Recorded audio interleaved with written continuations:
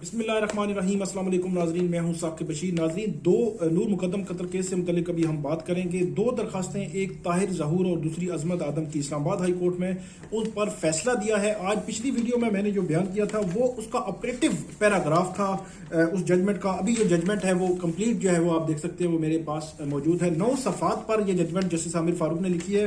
मुख्तसर फैसले की वीडियो आ चुकी है, लेकिन अभी इसमें कुछ ऐसी चीज़ें हैं जिस पर बताना ज़रूरी है, अपडेट करना ज़रूरी है कि कौन कौन सी जो रिलीफ है वो दिए गए हैं और किस जो सीसीटीवी फुटेज है उससे मुतल्लिका कौन कौन सी डॉक्यूमेंट्स किस स्टेज पे जो मुल्जमान को जो वो मिल सकती है, कोर्ट ने क्या ऑब्जर्व किया है इसमें, वो बड़ा इंटरेस्टिंग है।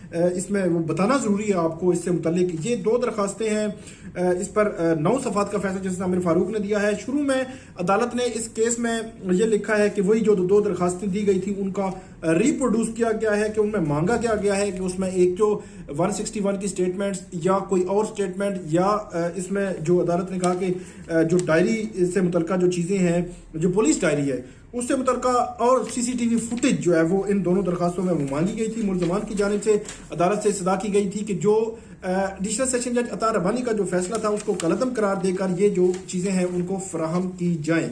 इसमें अदालत ने यह कहा है कि जो मुद्दई के वकील हैं, जो उनकी जानिब से अदालत को ये यकीन दहानी करवाई गई कि वो जो सप्लीमेंट्री स्टेटमेंट है उसके हवाले से बताया गया कि सप्लीमेंट्री स्टेटमेंट्स जो है 21 जुलाई की वो जो उसमें आएगी, जो अदालत में जमा होगी। इसमें ज़िमनी नंबर 2 है जो 21 जुलाई को लिखी गई थी, जिसमें सीसीटीवी फुटेज का ट्रांसक्रिप्ट मौजूद है।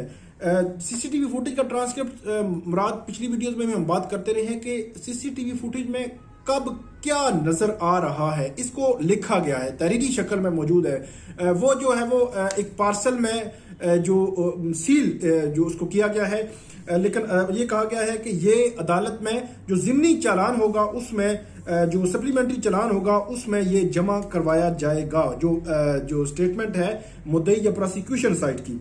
उसके बाद लिखा गया कि इसके अलावा 8 अगस्त का जो शौकत मुकद्दम साहब है उनका सप्लीमेंट्री जो स्टेटमेंट थी वो भी अदालत के रूबरू जो है वो जो सप्लीमेंट्री चालान है वो अदालत में जमा करवाया जाएगा।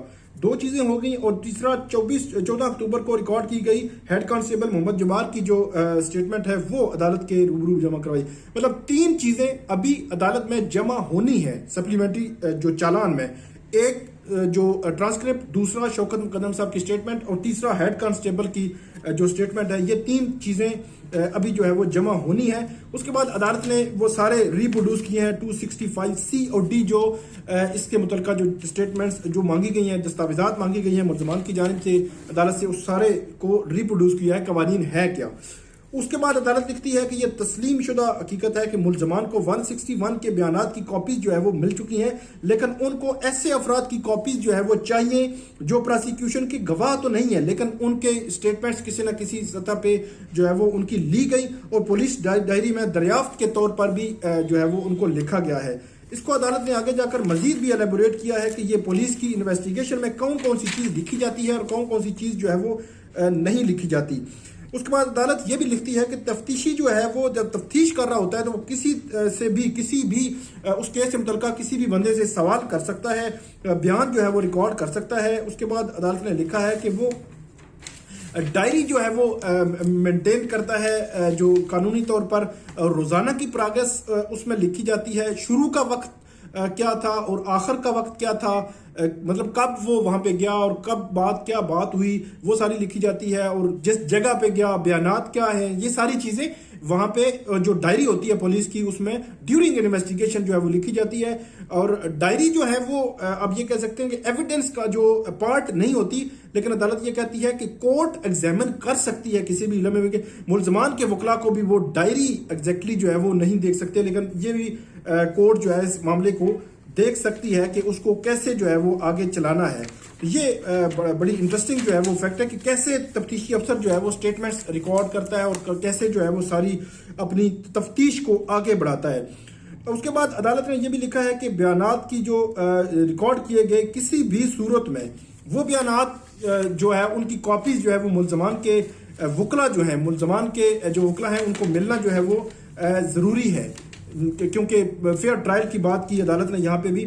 अच्छा, यहाँ पे अदालत ने यह भी लिखा कि जो प्रोसिक्यूशन की जानिब से ये कहा गया कि प्रोसिक्यूशन किसी भी ऐसी स्टेटमेंट, किसी भी ऐसी चीज को जो उसके हक में हो या उनके मुखालिफ जा रही हो और वो फ्यूचर में उस ट्रायल के दौरान इस्तेमाल कर सकती हो, तो वो भी मुल्जमान को उनका मिलना जो है इसका हक है, और ये फेयर ट्रायल का तकाजा भी यही है।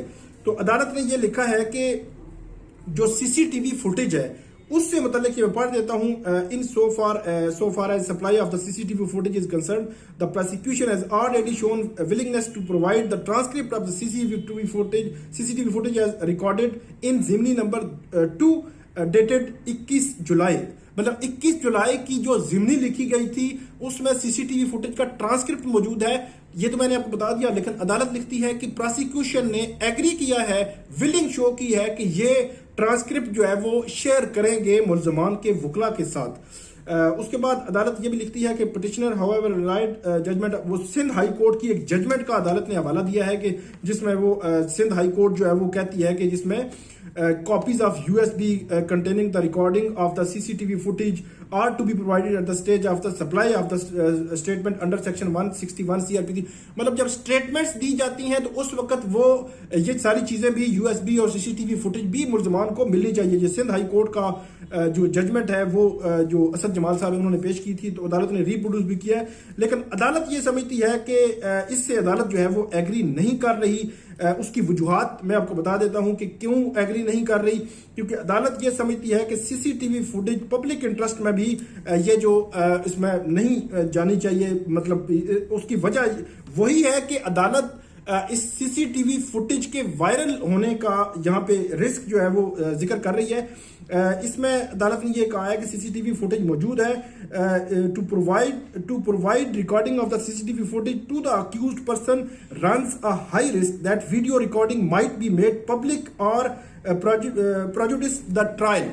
एक तो जो मैंने आपको बताया, एडिशनल सेशन जज ने भी कहा था कि वायरल होने का खदशा जो है वो इसमें जाहिर किया गया अदालत की जानिब से, और ट्रायल को प्रेजुडिस करने का भी खदशा। इसके अलावा टेम्परिंग की भी बात की गई है कि tampering of the copies also can not be ruled out, कि टेम्परिंग का मामला भी अदालत ने देखा है कि टेम्परिंग भी हो सकती है। टेम्परिंग मीन के जब पब्लिक में आ जाएगी, वायरल हो जाएगी, उसमें टेम्पर करके वो वायरल हो जाए चीजें इस तरह, तो वो डेफिनेटली ट्रायल पे भी चीजें जो है वो हर्फ आ सकता है।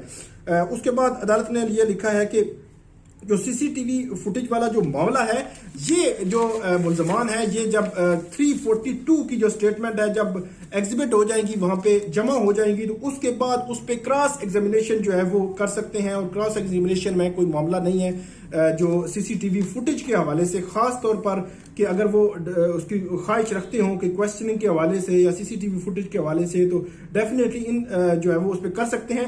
आगे अदालत लिखती है कि in any case the defence shall have the transcript of the contents of the CCTV footage, hence no prejudice shall be caused to the accused by non supply of the said recording at this stage.